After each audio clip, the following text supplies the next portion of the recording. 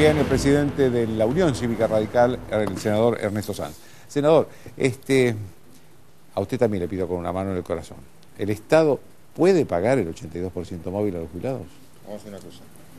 Sí. Sí, porque, a ver, pero explíqueme, porque acabamos de escuchar al senador Pichetto que dice que no. No, absolutamente lo puede pagar. Es más, lo discutimos el miércoles pasado y lo discutimos con números en la mesa, en el debate del Senado. El impacto presupuestario que tiene, o el impacto en pesos que tiene la mínima, son alrededor de 20.000 millones de pesos, que es menos del superávit fiscal del ANSES. O sea que eso, ya con el propio superávit del ANSES, eso se puede pagar absolutamente. Y el resto, que son los juicios, que en realidad hay que pagarlos. Esto es lo que no se dice. La mitad de la ley era el 82% móvil para la mínima de los jubilados. Y para eso está el superávit del ANSES. Y la otra mitad de la ley son 3 fallos judiciales de la Corte Suprema que le han ordenado al Estado pagarlo. Es decir, que la presidenta ha vetado... No es discutible. La presidenta vetó un fallo 3 fallos de la Corte Suprema de Justicia que le ordena al Estado pagar con esa actualización. Entonces, a mí que me digan que acá hay una irresponsabilidad del Congreso, irresponsables son los que dicen eso, que en realidad están negando la posibilidad de pagar con un superávit una parte y de hacerse cargo de los fallos de la Corte Suprema que obligan a pagar y que no se pagan, y que cuando al final del camino uno empieza a juntar todos los juicios, uno tiene que hay un 40% por lo menos del costo de esos juicios que se llaman los gastos de abogados, etcétera, etcétera, cuando en realidad los podríamos evitar pagando esas sentencias. Plata para esto, para pagar los juicios, absolutamente también hay. ¿De dónde sale? Mire, esa diferencia que deberá ser alrededor de 20.000 millones de pesos más, le doy un ejemplo de dónde sale.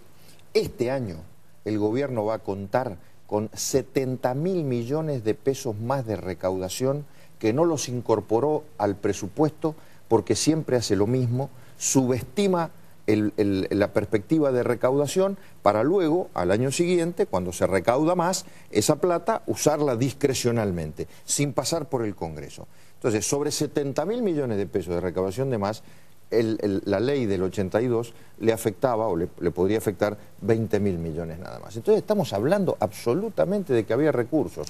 ¿Por qué lo vetó la presidenta? ¿Por qué hizo lo que hizo el gobierno? Porque el gobierno no quiere que le toquen la caja, porque el gobierno no quiere que nadie se le meta en ese reservorio de dinero discrecional, arbitrario, que le permite disciplinar, cooptar gobernadores, intendentes, legisladores, que le permite elegir a esta provincia le doy, a aquella provincia no le doy, esta obra la hago, aquella obra no la hago, este subsidio y a estas empresas la subsidio, a estas otras empresas no, esta actividad subsidio y por ejemplo se sigue pagando en algunos barrios acomodados de la capital federal una factura eléctrica o de gas 15 veces menor que la que se paga en el interior del país. Esa es la Argentina arbitraria, esa es la Argentina discrecional. Pero para poder llevar adelante esa Argentina discrecional hace falta mucha plata. Y el gobierno lo que no quiere es que el Congreso le diga en qué gastar esa plata. Lo quiere gastar ellos y con la discrecionalidad de los últimos 7 años.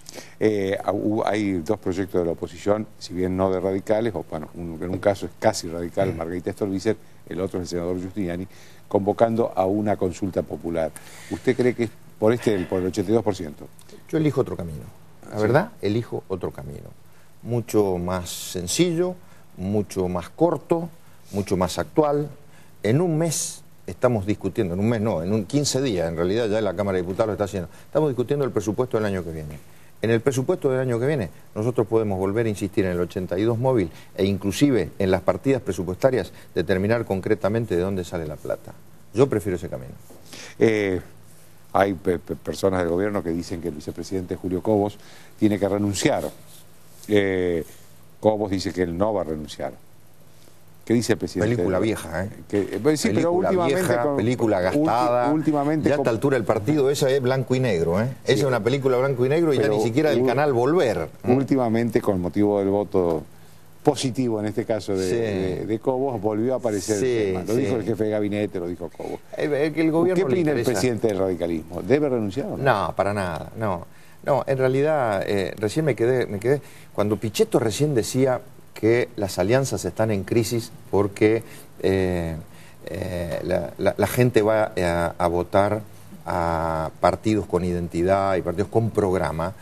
Yo tengo algo de acuerdo, digamos, en el sentido de que la gente empieza a revalorizar los partidos políticos, empieza a revalorizar las identidades. Ahora, en el caso de la alianza o la coalición que formaron Kirchner y Cobos en el 2007, en realidad lo que ocurrió es que la gente votó también un programa. El programa que le ofrecía esa coalición era el del salto de calidad institucional. Yo me acuerdo de lo que se decía en el año 2007. Se decía que los 4 años de Néstor Kirchner habían sido casi como la sindicatura de una quiebra, por decir así. Pero que a partir del 2007 venía el baño de calidad institucional y pasábamos a vivir en un país en donde la tolerancia, la previsibilidad, la seguridad, el respeto por las instituciones, eso iba a ser la moneda de todos los días. Eso era un programa. Eso era un programa de gobierno. Y ese programa de gobierno se frustró, ese programa de gobierno quedó en el camino. Entonces, uno de los dos, uno se fue por un lado y el otro se fue por otro lado. Entonces, que no le echen la culpa a Cobo. En todo caso, que le echen la culpa a que el programa que le prometieron a los argentinos en el 2007 se fumó a los pocos meses de haber llegado al poder. Ahora, senador, ¿no es un poco incompatible ser vicepresidente y a la vez ser un candidato por la oposición al gobierno? Bueno, todavía no lo es. Pero bueno, es precandidato. Todavía no lo es un pre. Es más, si le preguntan a él, va a decir que ni siquiera pre. Déjeme que yo lo diga desde mi partido, porque la verdad que también siempre lo digo. El radicalismo que hace 3 años atrás tuvo que salir a buscar un candidato a presidente porque la situación de emergencia, de supervivencia en la que estaba viviendo, no permitía tener un candidato propio, que fue Roberto Labaña. Hoy tiene dos de sus afiliados, Ricardo Alfonsín y Julio Cobos, que están entre las 5 figuras mejor vistas y con mejor imagen positiva del país. Entonces, si yo lo pongo en esa grilla, hoy no me podría desdecir. Pero la verdad que Cobos todavía no es ni pre ni candidato, por lo tanto tiene un tiempo como para poder desarrollar su condición de vicepresidente. Ahora creo que, siempre lo dije también, el año que viene, cuando arranque la campaña, ahí va a tener que tomar una decisión. Una última pregunta que es parecida a la que le hice a Pichetto. ¿Qué impide en el Congreso que haya una agenda común acordada entre la oposición y el gobierno? Y los oficialistas. El gobierno, el matrimonio Kirchner. Mire, lo que Pichetto no le dijo recién, y que es bueno que la gente lo sepa, que oficialismo y oposición en el Congreso, por lo menos voy a hablar del Senado, porque yo he sido presidente de bloque hasta el año pasado, oficialismo y oposición discuten y se ponen de acuerdo en muchos más temas de lo que la gente cree. Y hay mucho más diálogo del que la gente cree. Esas caras crispadas que nos ve la gente en los debates, que lo ve a Pichetto de un lado, a nosotros en la otra parte de la pantalla del otro lado. Ese es el momento de la sesión, de la votación. Del debate. Pero en la comisión hay mucho más diálogo y hay mucho más consenso. Ahora ese consenso muere, ¿sabe cuándo? Cuando levantan el teléfono de la Casa Rosada y le dicen, hasta aquí se llegó. Vamos para allá en forma diferente a donde pensamos que teníamos que ir juntos, oficialismo y oposición. No hay forma, no hay posibilidad alguna en la Argentina de lograr una agenda de consenso cuando uno está gobernado por gente que cree que la construcción política se da no por el consenso, sino a partir de la confrontación. Los Kirchner creen que la Argentina se gobierna a partir de dejar todos los días un enemigo tirado en el camino.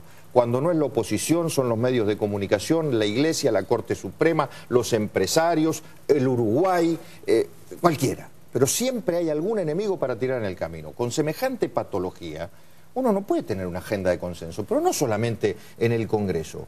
El gobierno o este país carece de una agenda de consenso, de mínimos acuerdos en el campo económico con los empresarios, en el campo sindical, salvo la agenda de consenso con Moyano, que es la de el gobierno darle plata para que Moyano vaya acumulando poder político y económico y Moyano le devuelva al gobierno la garantía de mantenerle al sistema sindical adocenado y disciplinado, o parte del sistema sindical adocenado al gobierno. No hay agenda con los sectores productivos, no hay agenda con la política, no hay agenda con las demás instituciones y no hay agenda por esto que le digo. El gobierno eligió hace mucho tiempo avanzar a través de la confrontación.